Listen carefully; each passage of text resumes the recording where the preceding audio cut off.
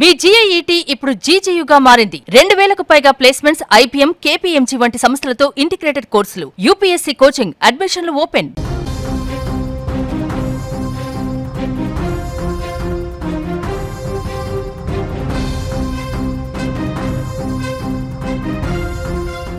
టొర్నడోలు ఈ పేరు మనం ఎక్కడో అమెరికాలోనో ఇతర దేశాలనో ఈ పేరు వినుంటాము. అక్కడ టొర్నడోలు ఏర్పడి మొత్తం అల్లకల్లోలంగా మారి ప్రజలు కూడా దాంట్లో గల్లంతైపోయారనేటువంటి వార్తలు. కానీ ఇప్పుడు ఈ టొర్నడోల గురించి మన తెలంగాణలో మన ములుగు జిల్లాలో ఈ దారుణమైనటువంటి టొర్నడోల బీభత్సం గురించి వార్త వినాల్సిన పరిస్థితి.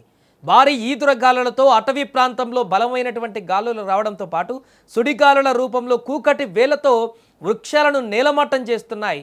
2024 ఆగస్టు 31న తాడ్వాయి మండలం మేడారం సమీపంలో టొర్నడోతో భారీ విధ్వంసం జరిగిన సంగతి మనందరికీ తెలిసిందే. అప్పుడు లక్షల చెట్లు కుక్కటివేలతో ఇరిగిపోయినటువంటి సంఘటన అందరిని ఆశ్చర్యానికి గురిచేసి అక్కడ ఏదో జరిగిందనేటువంటి ఒక భయాందోళన కలిగించింది.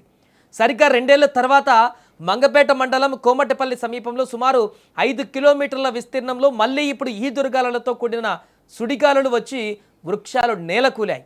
సరిగ్గా 2 ఏళ్ల క్రితం మేడారంలో సృష్టించిన విధ్వంసమే ఇప్పుడు మళ్ళీ పునరావృతం కావడంతో ములుగు జిల్లా ప్రజలు తీవ్ర భయాందోళనలో ఉన్నారు.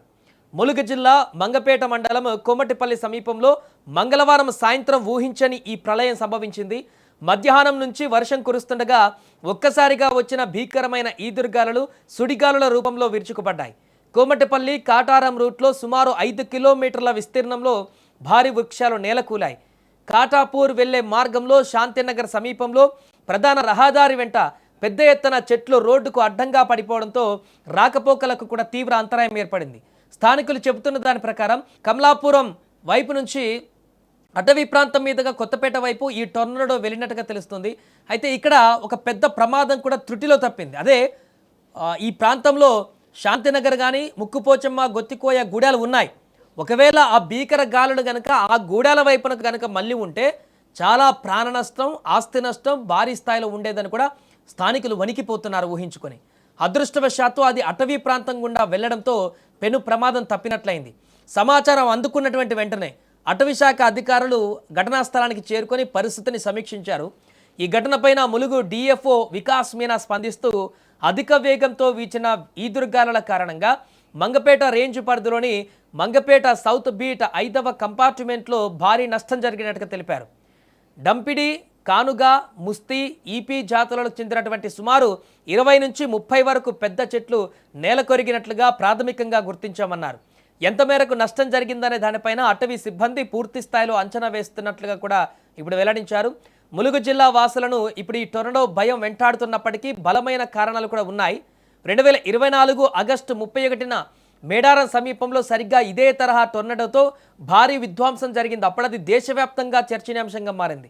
అంతేకాదు ఈ ఏడాది ఏప్రిల్ 22న కమలాపురం ఏటూరు నాగారం ప్రధాన రహదారికి ఇరువైపులా 2 కిలోమీటర్ల మేర ఇదే విధంగా చెట్లు నేలకూలాయి. ఇలా వరుసగా టొర్నడోలు దాడి చేస్తుండడంతో పాటు గతంలో మేడారం కేంద్రంగా భూకంపాలు కూడా రావడంతో ములుగు ప్రజలు ప్రకృతి ప్రకోపానికి భయపడిపోతున్నారు.